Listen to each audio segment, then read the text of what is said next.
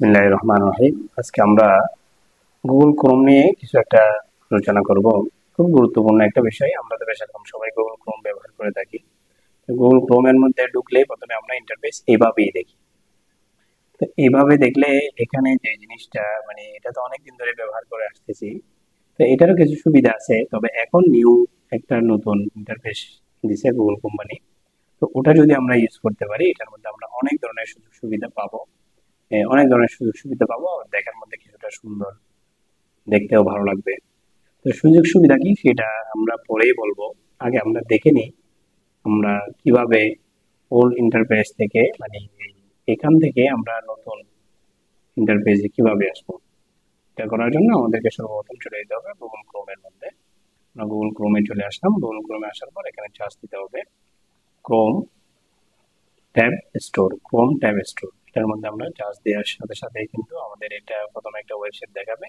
ওয়েবসাইটের মধ্যে আমরা ঢুকবো। ওয়েবসাইটের মধ্যে ঢোকার সাথে সাথে কিন্তু এখানে চার্জ এক্সটেনশন এন্ড থিমস যেটা আছে ওখানে আমরা ক্লিক করব।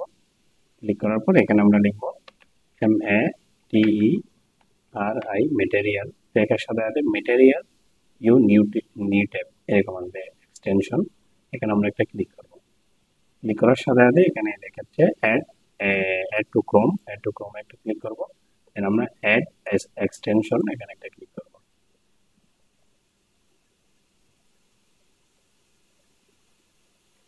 একটু সময় নেবে।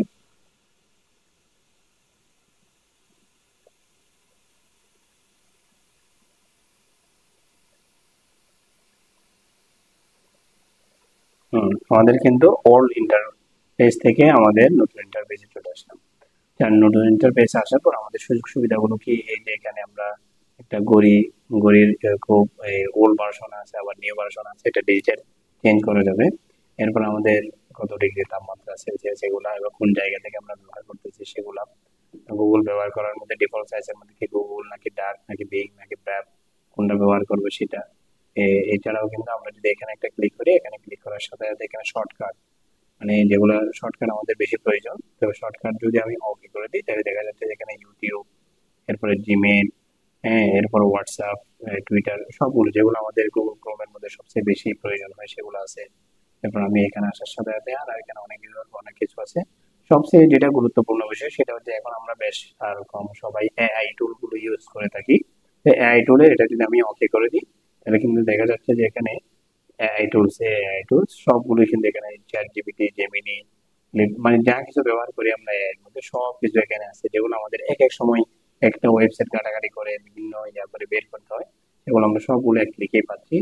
সেই সাথে আরো অনেক ধরনের সুবিধা আছে, বুক মার্কের সুবিধা আছে, গুগল অ্যাপস যেগুলো আছে আমরা বারবার বিভিন্ন ইয়াতে গিয়ে খুঁজি, সেগুলো কিন্তু আমরা সবগুলো এখানেই পাবো। এই যে গুগল অ্যাপস গুলো আমরা এখানে, সেগুলো কিন্তু আগের ইয়াতেও ছিল, তো এখানেও দিছে খুব শর্টকাটে।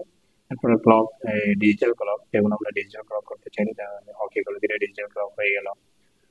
তারপর 24 আওয়ার্স করতে পারি, আবার 12 আওয়ার্সও করতে পারি।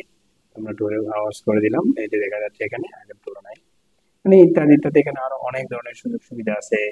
এটা দেখলে প্লেটিং মানে এখন বর্তমানে কি গুড মর্নিং নাকি ইভিনিং কোনটা আছে সেগুলো সবকিছুই দেখে এখানে। আর অনেক কিছু আছে, নিচ থেকে আসলে একদম কালার, মানে আমি চাইলে এখানে কালারটা চেঞ্জ করতে পারবো। এই যে এখন কালারটা চেঞ্জ হয়ে গেল, লাল দিলাম। এরপর একদম নিচে আসার পর আবার আমার কালারটা ভালো লাগতেছে না, আমি অন্য একটা কালার দিলাম বা এটা দিলাম বা লেমন কালার দিলাম, যেটা ইচ্ছে সেটা আমরা ইউজ করতে পারবো। খুব সুন্দর এই জিনিসটা। তো আশা করি সবাই তোমরা বুঝতে পারছো, মানে আসলে যে আপডেট, কোন একটা সফটওয়্যার আপডেট হওয়ার সাথে সাথে কিন্তু আমাদেরকে আপডেট হওয়া উচিত।